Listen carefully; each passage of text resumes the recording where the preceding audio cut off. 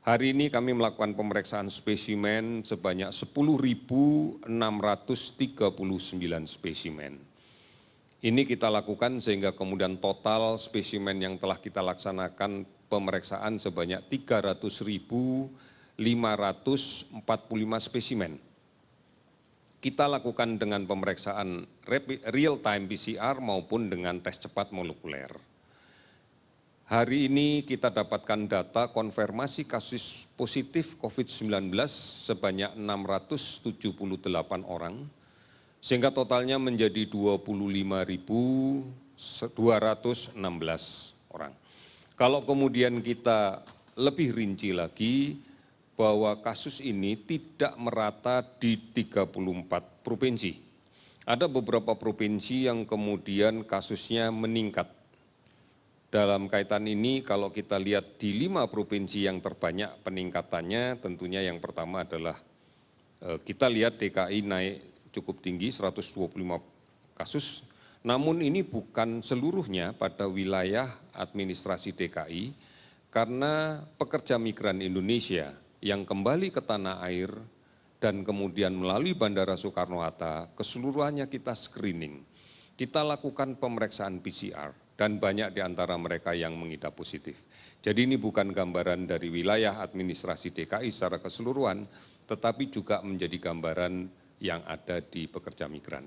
Kalau kita lihat khusus DKI saja, angka ini cukup stabil dari hari ke hari. Kemudian berikutnya yang menaik adalah Jawa Timur. Ada 101 kasus pada hari ini di Jawa Timur, namun kalau kita perhatikan dengan angka yang didapatkan kemarin sebenarnya menurun karena kemarin adalah 171, sekarang menjadi 101.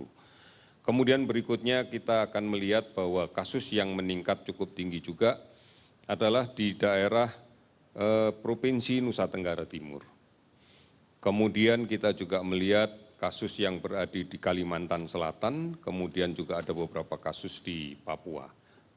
Saudara-saudara, cukup banyak provinsi yang hari ini tidak kita temukan kasus positif, di antaranya adalah Aceh, Bangka Belitung, kemudian Jambi, Kalimantan Barat, Kalimantan Utara, Sumatera Barat, Sulawesi Tengah, dan Sulawesi Barat. Tidak kita dapatkan kasus sama sekali pada hari ini.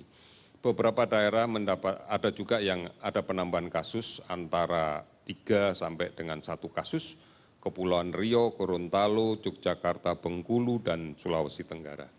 Saudara-saudara, inilah gambaran yang kita dapatkan bahwa kenaikan 678 kasus ini tidak dimaknai bahwa ini adalah kenaikan gambaran yang keseluruhan dari wilayah Indonesia. Ada beberapa provinsi yang memang dalam 3 minggu terakhir ini sudah menunjukkan gambaran yang mendatar, artinya sudah tidak ditemukan kasus baru, dan beberapa provinsi sudah mengalami penurunan lebih dari 50% dari puncak yang pernah didapatkan. Oleh karena ini yang kemudian secara spesifik akan kita lakukan kajian terus-menerus tiap provinsi sampai dengan tiap kabupaten kota untuk bisa kita petakan seluruhan. Memang saat ini kabupaten kota yang terdampak sebanyak 414 kabupaten kota dari seluruh provinsi yang ada di tanah air ini. Kasus ODP yang masih kita pantau sebanyak 49.212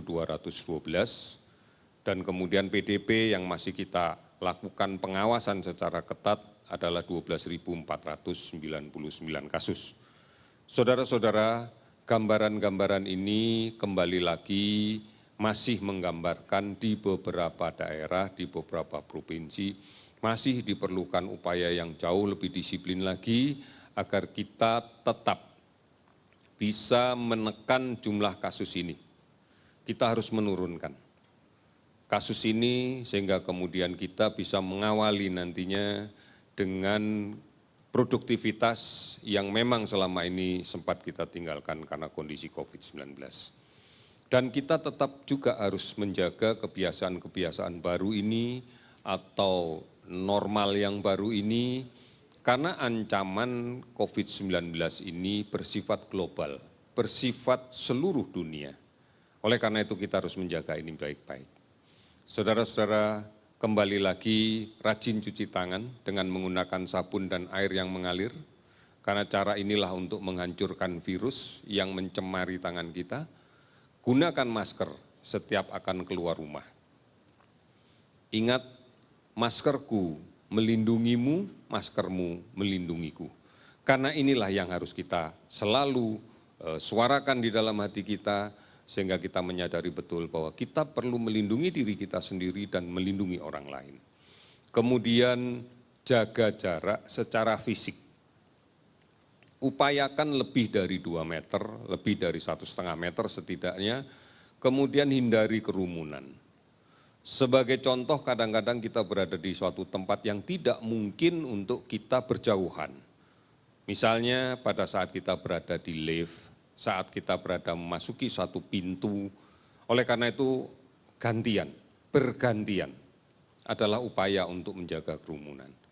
Mungkin kalau kita berada di masjid tempat berwudu, pada umumnya kerannya berjarak kurang dari 1 meter, bergantian. Tidak kemudian harus berkerumun. Kemudian kita juga memikirkan kembali manakala memang tidak perlu untuk keluar rumah, tidak keluar rumah. Dan saat kita kembali, segera kemudian kita membersihkan diri, kita harus melindungi keluarga kita yang ada di rumah. Aktivitas yang cukup, istirahat yang cukup, kelola emosi, jangan panik, jangan cemas, jangan khawatir. Ikuti terus pemberitaan yang diberikan oleh pemerintah, ikuti terus anjuran yang diberikan oleh pemerintah. Karena dengan cara inilah kita akan menjadi tenang, karena kita tidak akan terbawa oleh berita-berita yang tidak pasti, berita-berita yang justru membuat kita semakin gelisah. Saudara-saudara, asupan gizi juga harus kita penuhi. Lakukan ini semuanya dengan rutin disiplin.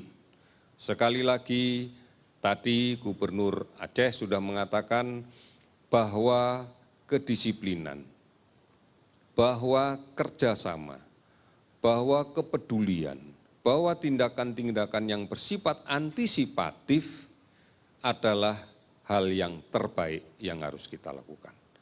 Oleh karena itu, dengan cara inilah kita akan yakin bahwa kita bisa melewati masa-masa sulit ini. Kita akan bisa mengatasi pandemi ini dan keluar sebagai pemenang untuk menjadikan bangsa yang tetap produktif bagi pembangunan negara kita. Kita bisa, kita pasti bisa. Terima kasih, selamat sore.